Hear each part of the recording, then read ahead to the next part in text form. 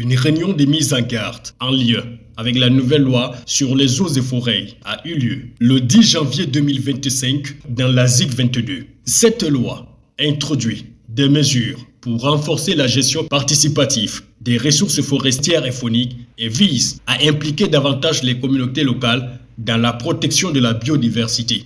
Il était de bon temps, disais-je, pour réunir tous ces acteurs, pour les sensibiliser sur l'importance de la ZIC, sur les différentes infractions relevées dans la nouvelle loi forestière, notamment la loi numéro 2024/008 du 24 juillet 2024 portant régime des forêts et de la faune, et notamment en ses dispositions de l'article 172 et 173 qui répriment fortement les auteurs de l'abattage des animaux des classes B, C et A.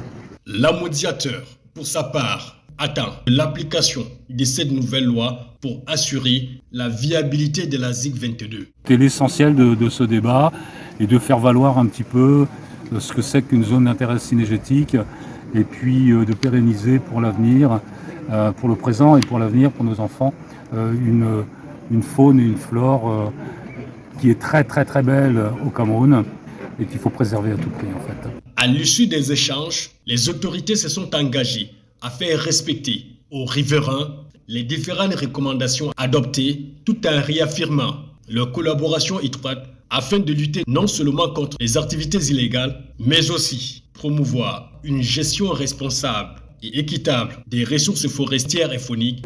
La sécurité des zones d'intérêt, c'est une affaire de tous. Ça n'épargne personne et nous allons nous atteler.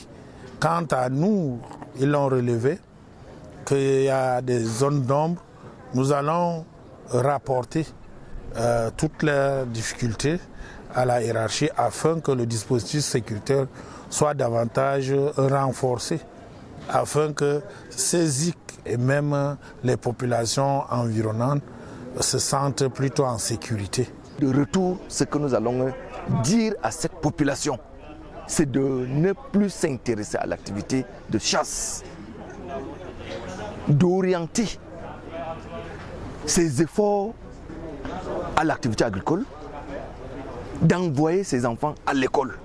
Nous proposons à ceux-là d'autres activités palliatives comme la forgerie, comme l'agriculture, comme les élevages bovins ou de volailles. En fin de compte, cette assise représente une étape cruciale dans l'application de la nouvelle loi sur les eaux et forêts au Cameroun.